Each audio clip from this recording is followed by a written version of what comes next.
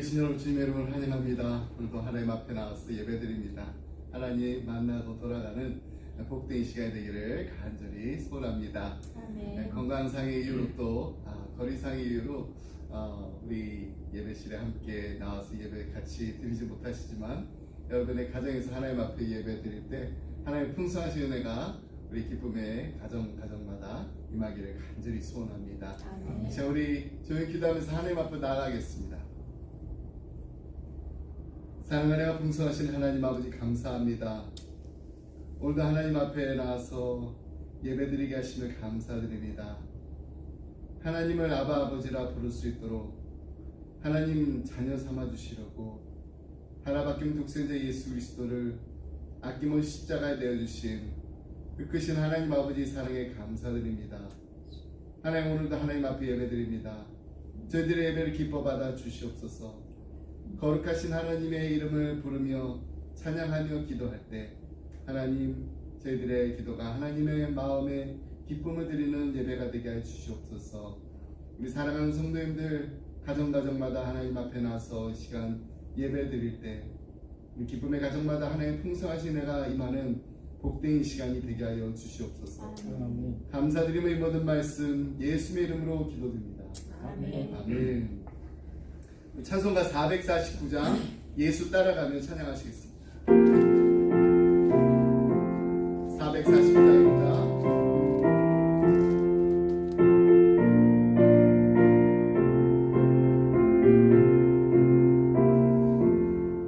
예수 따라가며 복음 순종하며 우리 해맑은 하나겠네. 주를 의지하며 순종하는 자를 주가 늘 함께 하시리라. 의지하고 순종하는 예수 안에 즐겁고 복된 길이로다. 배를 나가거나 우리 고생할 때 주가 위로해 주시겠네. 주를 의지하며 순종하는 자를 주가 안위해 주시리라. 의지하고 순종하는 길은 예수 안에 즐겁고 복된 길이로다.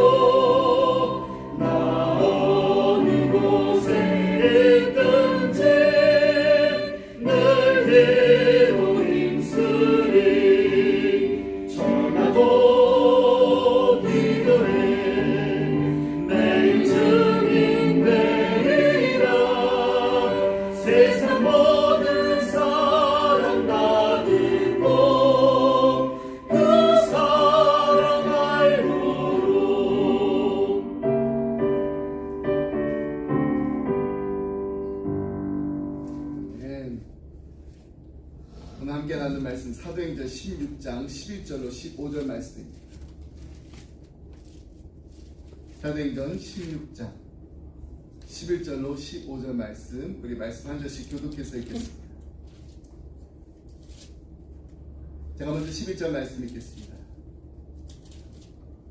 드로아에서 배로 떠나 사모드라게로 직행하여 이튿날 네아폴리로 가고 거기서 빌립보에 이르니 이는 마게도냐 지방의 첫 성이요 또 로마의 식민지라 이 성에서 수위를 위하다가 안식일에 우리가 기도처가 있는가 하여 문밖 강가에 나가 거기 앉아서 모인 여자들에게 말하더니 두아드라시에 있는 차세복강 장사로서 하나님의 생명을 누리나야 하는 한 여자가 말을 듣고 있을 때 주께서 그 마음을 열어 바울의 말을 따르게 하시는지라.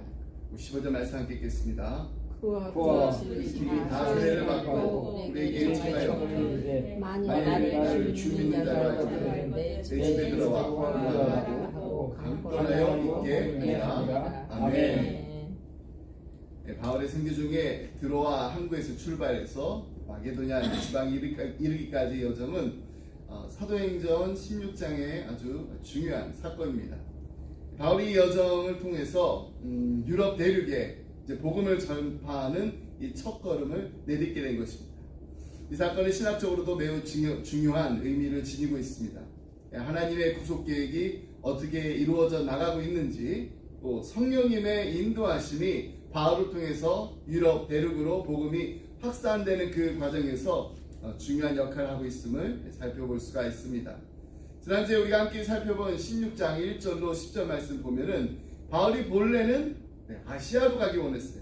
이 아시아에서 이 복음을 전하려고 했으나 성령님께서 그 길을 막으셨을 때 순종하는 이 바울의 모습을 보게 됩니다. 성령님께서 이 바울이 아시아로 가는 것을 허락하지 않으신 사건이 매우 중요한 사건이에요. 이는 성령님께서 구체적으로 하나님의 이 구원의 계획을 조정하시는 그 장면을 보여주는 것이기 때문입니다. 복음 전파가 인간의 계획이 아닌 하나님의 계획과 또 하나님의 뜻에 따라 이루어진다는 사실을 강조하고 있기 때문입니다. 사도행전 16장 6절로 7절 말씀을 다시 함께 보겠습니다. 성령이 아시아에서 말씀을 전하지 못하게 하시거늘 그들이 부르기아와 갈라디아 땅으로 다녀가 무시아 앞에 이르러 비두니아로 가고자 했을 때 예수의 영이 허락하지 아니하시니, 여기서 우리는 하나님의 인도하심에 대해 배우게 됩니다. 성령님께서는 이 바울의 이 아시아 사역을 막으셨고 그 대신에 마게도냐로 가는 길을 열어놓으셨습니다. 이는 바울의 선교 활동이 인간적인 계획이나 전략에 의해서 결정된 것이 아니라는 것입니다. 성령의 주권적인 역사에 따라 움직였다는 사실을 보여주는 것입니다. 바울의 경우에 아시아로 가려고 했던 그 사이 맡기는 순간 그의 계획이 수포에 실패한 것처럼 보일 수가 있습니다. 그러나 하나님께서는 더 크고 더 중요한 목적을 이루고 계셨습니다. 하나님의 계획은 그냥 아시아에만 국한되어 있지 않았습니다. 유럽 대륙에 복음을 전파하기 위한 더 큰 그림이 바울의 여정 속에서 실현되어 나가고 있었던 것입니다. 계속해서 이어지는 9절 말씀입니다. 밤에 환상이 바울에게 보이니 마게도냐 사람 하나가 서서 그에게 청하여 이르되 마게도냐로 건너와서 우리를 도우라 하거늘. 이 마게도냐의 환상은 하나님의 구속 계획이 바울을 통해서 구체적으로 이루어지고 있다는 것을 또다시 한번 보여주는 장면이에요. 바울은 이 환상을 통해서 마게도냐로 가야 할 분명한 이유를 깨달았습니다. 이를 통해서 유럽 대륙에 이제 복음이 처음으로 전파된 아주 중요한 순간을 맞이하게 됩니다. 바울은 즉시 자신의 계획을 내려놓고 성령님의 인도하심에 순종하여서 유럽으로 향했습니다. 여기서 우리는 신앙의 핵심적인 교훈을 얻을 수가 있습니다. 신앙이란 우리의 계획을 내려놓고 하나님의 계획에 순종하는 것입니다. 때로는 우리의 계획이 성령님의 인도하심에 의해서 막힐 때가 있습니다. 그러나 그 순간에 우리는 더 크고 더 놀라운 하나님의 계획이 있다는 것을 분명히 믿고 신뢰하고 따라가야 합니다. 여러분, 하나님께서 우리에게 주시는 부르심이 있습니다. 때로는 그 부르심이 우리가 생각했던 것은 한 이만큼 정도 컸으면 좋겠는데 작은 부르심일 수도 있습니다. 이웃을 섬기는 일이 될 수도 있고 또 복음을 전하는 일이 될 수도 있습니다. 하지만 하나님께서 우리에게 주시는 이 작은 부르심에 우리가 순종할 때 하나님께서 큰 계획을 이루어 주실 줄 믿습니다. 이제 오늘 우리가 함께 읽은 이 본문을 보면은요, 바울이 이 드로아에서 배를 타고 사모드라게 섬을 지나서 네아폴리로 이제 항해를 이제 시작합니다. 바울이 지금 여기 굉장히 높네요. 네, 저 드로아가 있고 사모드라게 섬 여기 이게 보이나요? TV여가지고 에게라고 돼 있고 그 위에 사모드라게 섬이 있고요. 거기를 이제 거쳐가지고 네아폴리로 가고 이 네아폴리에서 지금 이렇게 꺾어져서 내려오려고 하는데 거기가 바로 빌립보고 십자가 있는 데가 어딘가요? 네, 여기가 이제 마게도냐예요. 네, 제가 다음번에 이렇게 짝대기 같은 막대기를 갖고 보여드리겠습니다. 네, 사모드라게에서 네아폴리, 그다음 그 옆에 빌립보, 그 다음에 내려와서 이제 마게도냐로 이제 가는 여정입니다. 자, 이 사모드라게 섬부터 한번 보겠습니다. 이 당시 로마 제국에서 아주 유명한 섬이었습니다. 이 바다의 신 하면은 포세이돈, 네, 이 포세이돈의 이 신전과 로마의 또 승전, 이 기념탑이 세워져 있는 곳이 바로 이 섬입니다. 이 사모드라게 섬은요, 로마의 승리와 또 군사적인 그 힘을 상징하는 장소였지만은 바울은 이 세속적인 권력의 상징을 지나서 하나님의 복음을 들고 유럽 대륙으로 지금 나아가고 있는 것입니다. 11절 말씀 보겠습니다. 우리가 드로아에서 배로 떠나 사모드라게로 직행하여 이튿날 네아폴리로 가고, 여기서 사용된 이 직행이라는 이 단어 매우 아주 시급하게 움직였다는 의미를 담고 있는 거예요. 그렇습니다. 바울의 이 여정은요, 그냥 단순히 그냥 물리적으로 여기 있다 이렇게 이동하는 것이 아니라 하나님의 구원의 계획을 아주 신속하게 이루어 나가고 있는 과정이었습니다. 바울은 이 하나님의 인도하심에 따라서 매우 신속하게 이동하게 됩니다. 이는 하나님께서 영혼을 구원하시기 위해서 얼마나 시급하게 일하고 계시는지를 상징적으로 보여주는 장면입니다. 이제 바울이 이제 네아폴리에 이제 도착합니다. 이제 그 후에 이제 바로 옆에 있는 이제 또 빌립보로 이동하게 됩니다. 빌립보는 이제 마게도냐 지방의 이제 첫 성입니다. 로마 제국의 식민지로 아주 중요한 도시였습니다. 12절 말씀 보면은 거기서 빌립보에 이르니 이는 마게도냐 지방의 첫 성이요 또 로마의 식민지라. 이 성에서 수일을 유하다가 바울이 이 도시에 도착하여서 복음을 전하기 시작한 것은 매우 상징적 의미를 가지고 있습니다. 빌립보는 로마 제국 내에서 군사적으로 또 정치적으로 요충지였습니다. 이곳에서 복음을 전파하기 시작한 것은 이제 로마 제국 전역으로 복음이 이제 퍼질 수 있는 그 중요한 출발점이 된다는 것입니다. 바울이 이 도시에서 이 복음을 전하기 시작한 것은 로마 제국 내에서 기독교가 확산될 수 있는 중요한 기틀을 마련한 사건이었으며, 그가 전한 복음은 단순한 어떤 그런 지역적인 그런 영향을 넘어서 빌립보 지역이 아니라 이제 로마 제국 전역에 복음이 퍼지게 될 큰 흐름을 이루게 되는 것입니다. 빌립보 하면은 이 도시는요, 알렉산더 대왕 있잖아요. 이 알렉산더 대왕의 아버지 필립 2세에서 점령된 그 도시입니다. 그래서 그 이름을 그 알렉산더 대왕 아버지 빌립의 이름을 따가지고 빌립보라고. 이 도시는 이 고대 이제 마케도니아 이 왕국의 아주 중요한 군사적 요충지를 이제 발전했으며 이후에 로마 제국의 지배로 이제 들어가게 됩니다. 빌립보가 특히 이제 이 로마 제국 내에서 중요한 군사적 역할을 했어요.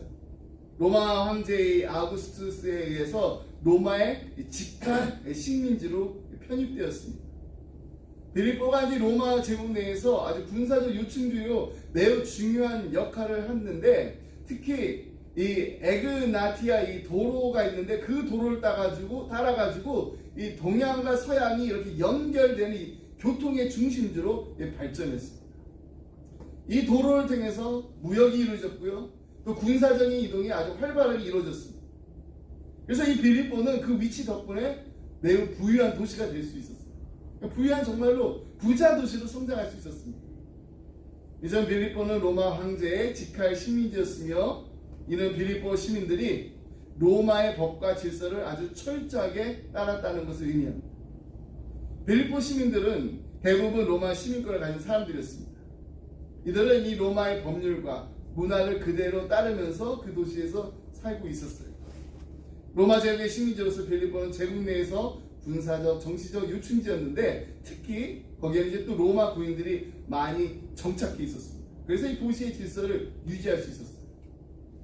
이에 대해서 사도 바울이 빌립보서 3장 20절에서 이렇게 강조하는 것을 볼 수 있습니다. 그러나 우리의 시민권은 하늘에 있는지라 거기로부터 구원하는 자 곧 주 예수 그리스도를 기다리노니. 빌립보 시민들입니다. 빌립보 교인들이 아니라 빌립보 시민들.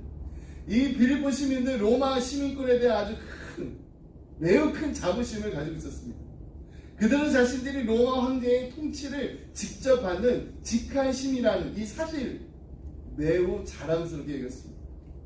그러나 바울은 그게 자랑할 게 아니라 빌립보서에서 빌립보 교인들의 그리스도인들의 진정한 시민권은 로마에 있는 게 아니라 하늘에 있다는 것을 강조하면서 빌립보 교인들의 정체성을 새롭게 정의했습니다.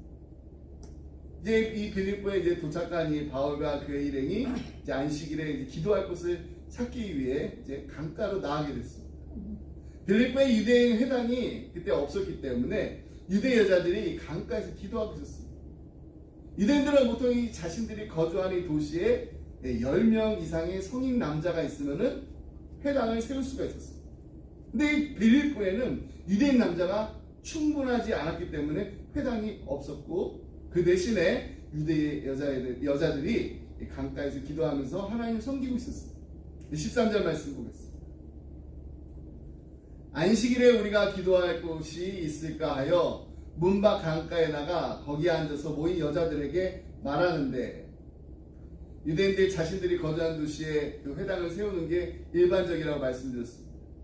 회당은 그냥 단순한 어떤 예배 장소 이상의 역할을 하고 있습니다. 그곳에서 유대인들은 율법을 배우고 또 기도도 하고 또 공동체 생활을 유지했습니다. 근데 이 빌립보에는 유대인 남자들이 충분하지 않았기 때문에 회당이 없었고, 그래서 유대 여자들이 강가에서 기도처를 마련하고 예배를 드리고 있었습니다. 바울은 빌립보에서 이 회당을 찾지 못했기 때문에 강가에서 기도하는 유대 여자들을 만나게 됩니다. 이 장면은 정말 우리에게 상징적인 의미를 가지고 있습니다. 시편 137편 1절 말씀에 보면은 우리가 바벨론의 여러 강변 거기에 앉아서 시온을 기억하며 울었도다 라는 말씀이 있습니다. 이 구절은 유대인들이 이 바벨론 포로 이 생활하는 중에 강가에서 기도하면서 하나님의 은혜를 구했던 그 장면을 묘사한 것입니다. 그러니까 바울이 만난 유대인들도 이와 같은 방식으로 지금 강가에서 기도하면서 하나님과 교제하고 있었습니다. 바울이 강가에서 유대 여자들과 함께 기도하면서 이 복음을 전하기 시작한 것은 빌립보에서 이제 복음 전파가 시작되는 아주 중요한 사건입니다. 이 장면이 왜 중요하냐면은 복음이 이제는 남자가 여자보다 훨씬 월등하다라는 이런 사회적인 문화적인 장벽을 넘어서 이제 모든 사람들에게 전파되는 모습을 보여주는 것이기 때문입니다.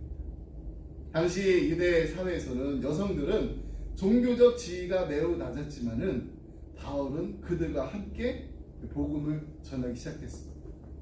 이제 빌립보에서 복음의 시작이 소수 유대 여자들을 통해서 이루어졌다는 것.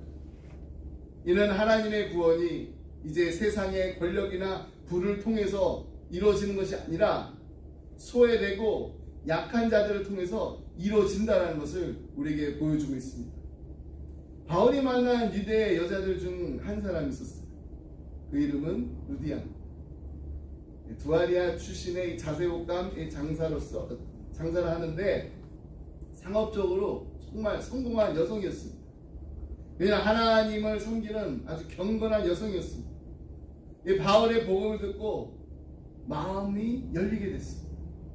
14절 말씀을 보면 루디아의 회심이 하나님께서 그녀의 마음을 여신 사건이라는 것을 강조하고 있습니다.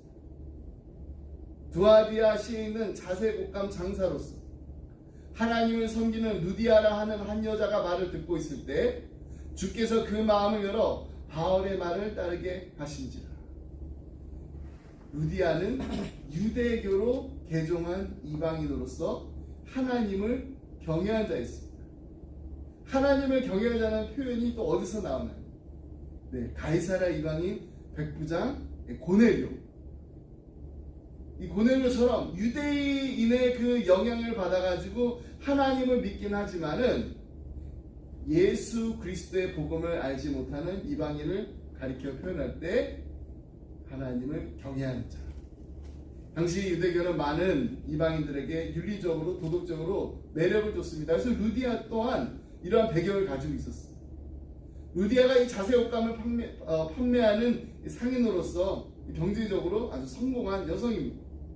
자색 옷감은 당시 매우 귀하고 비싼 옷감입니다. 자색 염료가 매우 희귀했기 때문에 주로 이 부유한 귀족들만 입을 수 있는 그런 옷을 만드는데 사용되었습니다. 그러나 루디아의 회심은 어떤 그녀의 사회적 지위 때문에 또 경제적인 성공과는 상관없이 하나님의 절대적인 주권적인 은혜로 이루어졌다는 것을 우리가 오늘 본문 말씀 통해서 알 수가 있습니다. 하나님께서 루디아의 마음을 여신 것입니다. 하나님께서 루디아의 마음을 여시고 그녀로 하여금 바울의 복음을 받아들이게 하셨습니다. 루디아가 이 바울이 전하는 복음을 들었다고 했는데 헬라어 원문을 보면은 이 듣다, 이 복음을 들었다는 이 동사가 미완료 과거형이라고 기록되어 있습니다. 이 바울이 하는 말을 그냥 루디아가 한 번 이렇게 탁 들은 게 아니라 미완료 과거형은 계속해서 한 번, 두 번, 세 번 계속해서 들었다. 바울은 복음을 그냥 단 몇 마디로 그냥 한 번 이렇게 탁 소개하지 않고 계속해서 장시간에 걸쳐서 아주 상세하게 설명했습니다. 가리키고 또 가리키고 또 전하고 또 전하고. 근데 이 복음에 대한 이 바울의 긴 설교, 다른 여인들도 있었잖아요. 근데 다른 여인들은 귀담아 듣지 않았습니다. 그런데 루디아만은 이 바울이 전하는 그 복음을 단 한마디도 놓치지 않고 처음부터 끝까지 경청했습니다. 근데 어떻게 이 루디아에게만 그것이 가능할 수 있었을까요? 14절 하반절 말씀을 다시 한번 보겠습니다. 주께서 그 마음을 열어 바울의 말을 따르게 하시죠. 여기서 이 주님은요, 바로 그 현장에 영으로 임해 계신 성령 하나님이십니다. 따르게 하셨다. 청종하게 했다. 이 말은요, 집중하게 했다. 루디아가 바울이 전한 이 복음을 한마디도 놓치지 않도록 경청한 것은 루디아 자신의 어떤 의지나 노력의 결과가 아니라는 것입니다. 성령 하나님께서 루디아의 마음을 감동시키셔가지고 그녀의 마음이 바울이 전하는 그 복음에 집중하게 해주셨다.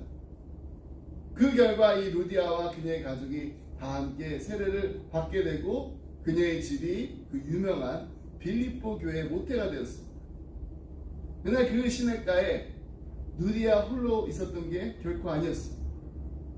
난생 처음 이제 유럽 대륙으로 건너간 이 바울, 유럽 대륙에서 처음으로 또 복음을 전한 그 현장에서 분명히 여러 여인들이 있었습니다. 그러나 성령님께서는 그 여인들 가운데 오직 한 여인 루디아만을 선택하셔서 예수 그리스도께서 십자가를 통해 이루신 그 구원을 얻게 해주신 것입니다.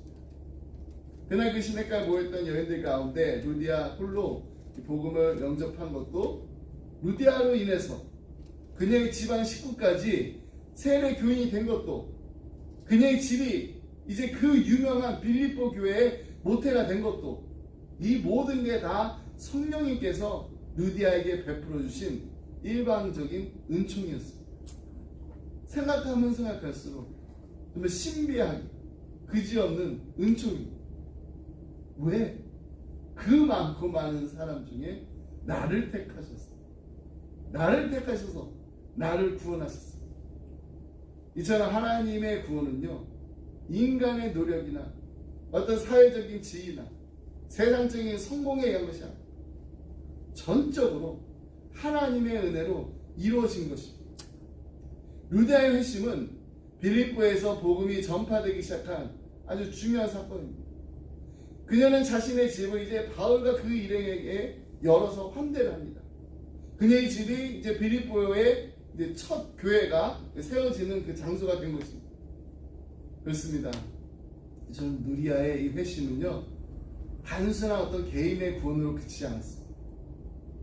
빌립보에서 복음이 확산되는 아주 중요한 출발점이 되었고, 이를 통해서 빌립보뿐만 아니라 유럽 대륙에 복음이 전파되게 되는 아주 중요한 계기가 되었습니다.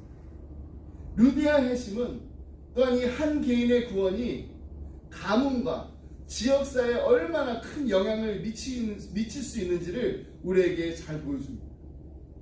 루디아는 자신의 회심을 통해서 가문 전체가 돌아오게 됐습니다. 그녀의 집이 복음 전파의 중심지가 됐습니다. 15절 말씀입니다. 그와 그의 집이 다 세례를 받고 우리에게 청하여 이르되 만일 나를 주 믿는 자로 알거든 내 집에 들어와 유하나하고 강권하여 있게 아니라.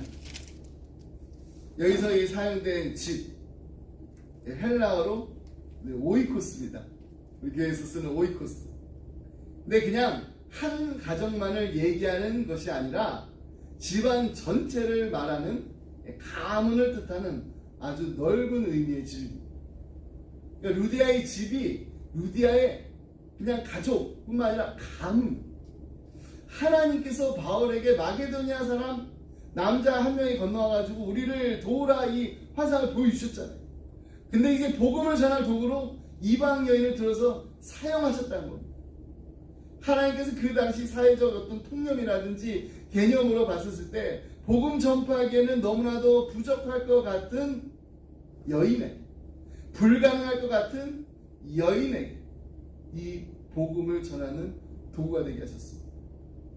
바울과 그의 일행을 이 여인에게 연결시켜 주셨어요. 근데 하나님께서 이 루디아의 마음을 여시자 그저 그냥 한 여인의 마음만 열린 게 아닙니다. 한 여인의 마음, 한 여인의 그 심령의 문이 열리게 되니까 가문이 열렸습니다.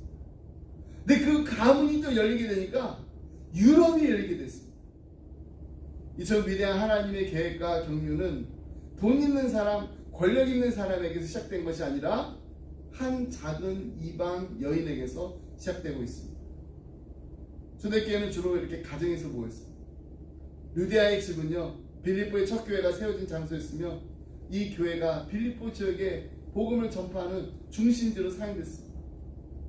루디아가 자신의 가정과 또 자원을 하나님께 헌신적으로 드리면서 바치면서 이를 통해서 하나님의 구원사에게 동참하게 된 것입니다. 루디아가 바울과 그의 일행에게 자신의 집에 머물도록 강권하는 장면은 그녀의 헌신이 어땠는지, 얼마나 뜨거운 열정을 가지고 있는지를 잘 보여줍니다. 루디아가 그냥 자신의 그냥 신앙 고백하는 것을 그치지 않았습니다. 자신의 집을 하나님께 드렸습니다. 복음 전파를 위한 도구로 사용했습니다. 15절 말씀 다시 한번 보겠습니다. 저와 그 집 오이코스 다 세례를 받고 우리에게 청하여 가로되 만일 나를 주 믿는 자로 알거든 내 집에 들어와 유하라 하고 강권하여 있게 하니라. 루디아는 이 바울 일행에게 자기 집에서 유하기를 청했습니다. 자기 집에서 잠시 차 한 잔 그냥 하면서 얘기 나누세요, 그게 아닙니다. 자기 집에서 식사 한 끼 그냥 푸짐하게 대접하겠다고 바울 일행을 초청한 것도 아닙니다. 헬라 동사 이 메노, 이 유하라, 이 메노는요 체류하다는 뜻입니다. 여러분 체류하는 거예요. 체류. 일주일이든 한 달이든 1년이든 원하는 대로 자기 집에 체류하라고 머무르라고 청했는데 어떻게 해요? 강권했다고. 루디아가 초청한 대상은 바울 한 사람이 아닙니다. 바울 일행이었어요. 바울 일행. 바울과 신라와 디모데와 누가 합쳐서 총 4명이나 됩니다. 남자 장정 4명을 자기 집에 체류하도록, 그것도 그냥 기간 정해놓은 게 아니라 원하는 대로. 그냥 하룻밤만 잠재워 주겠다는 이 말이 아닙니다. 매일 이 남자 장정 4명의 새끼 식사까지도 다 책임지겠다는 말이에요. 좀 집에 남자 장정이 4명씩이나 그냥 언제까지나 기약도 없이 체류한다면 여러분 어떠시겠어요? 처음에 하루 이틀은 괜찮을 수 있어요. 근데 이 여주인 이 루디아에게는 이게 여간 불편한 일이 아니었을 것입니다. 그러나 루디아에게는 그런 불편쯤은 아무것도 아니었습니다. 루디아는 자신의 집을 복음 전파하는 기지로 제공함으로써 빌립보 교회의 기초를 세우는 아주 중요한 역할을 감당할 수 있었습니다.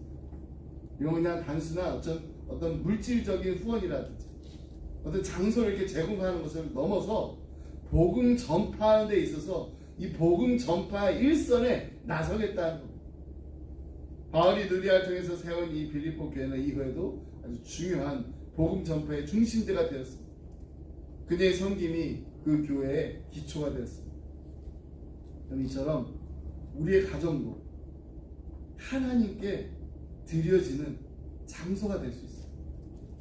하나님께서는 우리의 가정을 통해서 역사하기 원하십니다. 하나님께서는 우리의 가정을 통해서 이웃에게 복음을 전하고 주님의 사랑을 나누기를 원하십니다. 우리의 가정 하나님께 드리는 결단하시기 바랍니다.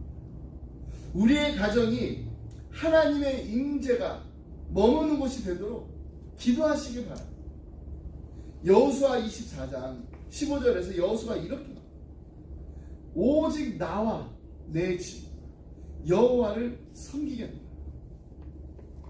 우리의 가정이 하나님을 섬기는 중심이 될 때 하나님께서는 우리의 가정을 사용하셔서 이웃에게 복음을 전하는 귀한 사명을 감당하게 하실 줄 믿습니다. 그러기 위해서 먼저 우리의 가정에서 하나님의 말씀 나누고 기도하며 하나님의 뜻을 함께 찾아가는 시간을 가집니다. 부모와 자녀가 함께 하나님의 뜻을 구하고 기도하고 예배하며 서로를 격려하는 가정이 될 때 우리의 가정이 세상의 빛과 소금의 역할을 능히 감당해낼 줄 믿습니다. 또한 우리의 가정의 문을 열어서 우리의 이웃들과 우리 친구들에게 복음의 사랑을 나누는 장소가 되게 루디아처럼 우리의 가정도 복음 전파의 도구가 되는 은혜가 임하고 은혜가 머물 뿐만 아니라 은혜가 풍성히 흘러 넘치는 축복의 통로가 되시기를 주님의 이름으로 축복합니다. 아멘. 말씀했습니다. 우리의 가정이 어떻게 하면은 복음의 도구로 쓰임을 받을 수 있을지 이 말씀을 계속해서 묵상하면서 기도하다가 복음 하니까 이 영어 단어 가스펠이 있어요. 이 가스펠이라는 이 단어를 통해서 이렇게 하면은 우리의 가정이 정말 준비된 복음을 전하는 통로가 될 수 있겠구나. 루디아의 가정처럼 우리의 가정도 하나님께서 사용하실 복음의 통로가 될 수 있구나. 처음에 가스펠의 지는요, gather together, 함께 모이게 힘써요. 루디아는 가정에서 복음을 시작했습니다. 복음의 전파는요, 가족들이 함께 모이는 것부터 시작해야 됩니다. 우리의 가정도 매일 또는 매주 우리 일정한 시간 함께 정해서 우리 함께 모여가지고 예배드리고 기도하면서 하나님의 말씀을 나눠야 됩니다. 우리가 집 바깥에서는 열심히 복음을 전하는데 집 안에서부터 시작합니다. 하나님께 주신 우리의 가정을 복음의 출발점으로 삼아서 가족이 함께 말씀을 나누고 가족이 함께 하나님의 은혜의 그 경험을 나눌 때 그 은혜가 이웃과 세상으로 퍼져나가게 되는 것입니다. 그래서 그러기 위해서 우리는 가정에서 예배를 드려야 됩니다. 가정 예배는요, 하나님의 임재를 경험하는 아주 중요한 시간입니다. 매주 정해진 시간에 우리 가족들과 함께 모여 예배드리고, 또 가족들과 함께 말씀 나누고, 또 서로를 위해서 정말 우리 자녀들에게 줄 수 있는 가장 귀한 선물인 기도, 그 기도를 함께하는 시간을 우리 만들어야 됩니다. 찬양을 함께하는, 우리 모든 가족이 함께할 수 있는 시간을 꼭 가지시기 바랍니다. 두 번째 오는요, offer grace and love입니다. 하나님의 은혜와 하나님의 사랑을 나눠야 됩니다. 예수님께서 우리에게 보이신 가장 큰 복음은요, 은혜와 사랑입니다. 가정에서 복음을 전하는 이 첫 번째 방법, 바로 서로가 서로에게 은혜를 베푸고 사랑을 나누는 것입니다. 가족 간의 갈등이 있을 수도 있습니다. 어려움이 있을 수도 있습니다. 복음의 은혜로 문제를 해결하는 것이 중요합니다. 용서와 화해, 이 용서와 화해는 가정이 복음의 통로로 쓰임받기에 아주 중요한 단계입니다. 가족 간의 다툼이 있었을 때 우리는 어떻게 문제를 해결하는가? 기도로 해결합니다. 기도로 해결의 실마리를 하나님께 구하고 하나님의 은혜로 서로가 서로를 용서해야 됩니다. 사랑의 말은 아끼지 않고 끊임없이 쉬지 않고 해야 되고, 서로가 서로에게 축복의 말, 격려의 말을 전해야 됩니다. 세 번째 S, serve one another. 서로를 섬겨야 됩니다. 루디아처럼 우리도 가족을 섬겨야 됩니다. 우리 주변 사람들을 섬겨야 됩니다. 우리 친구들을 섬겨야 됩니다. 우리 이웃들을 섬겨야 됩니다. 예수님께서 제자들의 발을 씻으신 것처럼 우리는 서로를 섬김으로써 복음의 본질을 살아갈 수 있습니다. 근데 이 섬김은요, 작은 일에서부터 시작됩니다. 가정에서의 작은 섬김, 서로가 서로를 돌보고 아끼고 사랑하는 모습으로 나타납니다. 부모는요, 자녀를 섬기고, 자녀는 부모를 공경해야 되고, 가족 모두가 서로를 섬기는 아름다운 관계를 가져야 됩니다. 네 번째, P는 pray together, 함께 기도하기입니다. 가정에서 기도하는 것, 이것이야말로 복음 전파의 강력한 도구입니다. 루디아도 기도하는 여인이었습니다. 우리도 이를 본받아서 기도할 때 골방에서 우리 혼자 기도할 수도 있지만은 가족들과 함께 기도해야 됩니다. 기도는 하나님의 뜻을 구하는 방법이자 가족이 영적으로 하나 되는, 영적으로 성장을 하게 되는 도구가 됩니다. 하나님 앞에서 가족이 함께 기도할 때 하나님의 인도하심과 하나님의 은혜가 더 풍성히 경험하게 될 줄 믿습니다. 아멘. 다섯 번째 E는 encourage faith, 믿음을 격려하는 것입니다. 루디아는 그냥 혼자 예수 믿지 않았습니다. 자신의 가정과 가문과 종들에게 복음을 나눴습니다. 우리도 우리 가정 안에서 신앙을 서로 격려해야 됩니다. 자녀들의 신앙을 키워나가는 것, 이거 정말 중요합니다. 부모는 자녀들에게 복음의 본을 보여야 됩니다.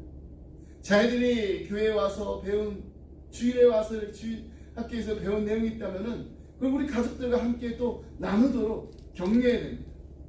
믿음으로 키우고 성장하는 것, 이것이 바로 우리 가정에서 시작해야 돼, 우리 부모로서, 신앙의 부모로서 해야 될 가장 중요한 사명이라고 믿습니다. 신앙의 이야기를 할 기회를 자꾸 만들어 보세요. 신앙 서적도 우리 함께 읽고요, 디보션 북도 함께 읽고요, 신앙에 관한 대화를 그냥 자연스럽게 나누는 시간을 하루 늘려나가기 바랍니다. 여섯 번째, 마지막입니다. Live out the gospel, 복음에 따라 사는 삶입니다. 루디아는 복음에 따라 사는 삶을 실천했습니다. 그녀는 바울과 그의 일행을 섬기면서 복음을 전하는 삶을 살았습니다. 우리도 우리의 가정 안에서 복음을 실천하고 우리의 삶의 모든 부분에서 그리스도의 본을 따라 살아가야 합니다. 우리의 행동, 우리의 말, 우리의 삶이 복음을 반영할 때 우리의 가정이 복음의 진정한 도구로 쓰일 수 있게 됩니다. 가족들 간에도 친절하게 대하고 인내하면서, 또 우리 이웃들을 대할 때도 이웃을 내 몸과 같이 사랑하는 실천을 하시기 바랍니다. 가정 내에 우리 시작된 이 복음의 나눔이 그냥 우리 가정 안에서만 그치는 것이 아니라 우리의 이웃, 그리고 우리 지금 살고 있는 이 휴스턴 커뮤니티로 확장되도록 우리 기도하면서 하나님께서 그 길을 분명히 열어주시고 믿고 나아갈 때 하나님께서 작은 일을 통해서 크게 역사해 주실 줄 믿습니다.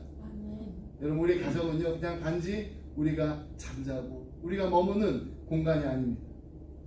이 가정은, 하나님께서 주신 가정은 복음을 전할 수 있게 하는 아주 강력한 도구입니다. 가스펠, GOSPE 기억하시기 바랍니다. 가족이 함께 모여 예배하고 서로 은혜와 사랑을 나누며 섬김과 기도를 실천하고 믿음을 격려하고 복음에 따라 사는 삶을 살아갈 때 우리의 가정이 하나님의 복음의 통로가 되어 하나님이 보시기에 아름다운, 하나님이 기뻐하시는 가정으로 사용되기를 주님의 이름으로 축복합니다. 아멘. 기도하겠습니다. 하나님 아버지, 감사합니다. 시간 우리의 가정을 하나님의 손에 올려드립니다. 하나님께서 루디아의 가정을 사용하셔서 복음의 통로로 삼으셨던 것처럼 우리의 가정도 하나님의 뜻 안에서 복음의 도구로 쓰임받기를 원합니다. 하나님, 우리의 가정이 하나님의 말씀을 중심에 들고 날마다 예배하는 가정이 되게 하여 주옵소서. 주님의 은혜와 주님의 사랑이 우리 가정 안에서 흘러 넘치게 하시옵소서. 서로가 서로를 사랑하고 용서하고 섬기는 모습으로 살아가게 하여 주시옵소서. 우리의 이웃들에게도 그 사랑을 나눌 수 있는 용기를 주시옵소서. 하나님, 우리의 가정이 기도로 하나 되어서 주님께 날마다 나아가는 기도의 집이 되게 하여 주시옵소서. 자녀들이 신앙 안에서 건강히 자라게 하시고 우리 모두가 주님의 뜻을 이루기 위해서 하나님 앞에 온전히 헌신하는 삶을 살게 하여 주시옵소서. 우리의 말과 우리의 행동을 통해서 주님의 복음이 널리 전해지기를 간절히 구합니다. 주님, 우리의 가정을 통해 이웃과 세상에 복음이 전파되게 하시고 우리의 가정이 하나님 나라의 확정을 위한 작은 도구로 꼭 사용되게 하여 주시옵소서. 우리의 모든 삶을 통해 하나님께 영광 돌리게 하여 주옵소서. 이 모든 말씀 우리 구주 예수 그리스도의 이름으로 기도드립니다. 아멘. 자, 우리 다 같이 나 주님의 기쁨 되기 원하는 함께 부르겠습니다.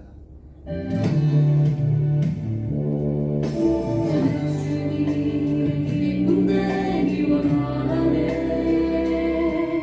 내 마음을 새롭게 하소서.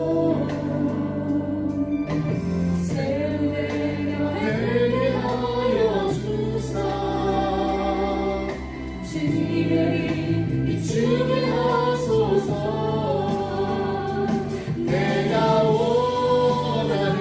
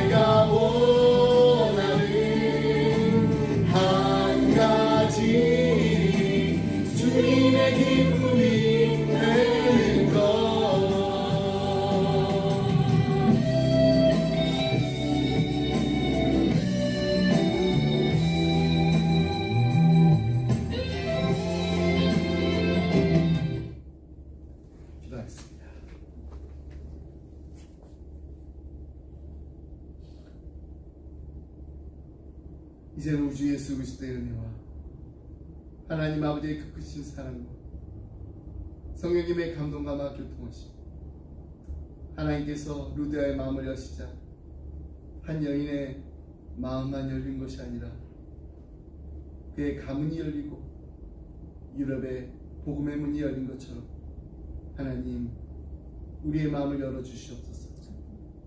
우리의 마음이 열려 우리의 가문이 열리고 우리 주위에 있는 우리 사랑하는 우리 친구들과 이웃들에게 복음의 문을 여는 귀한 복음의 도구가 되게 하여 주시옵소서.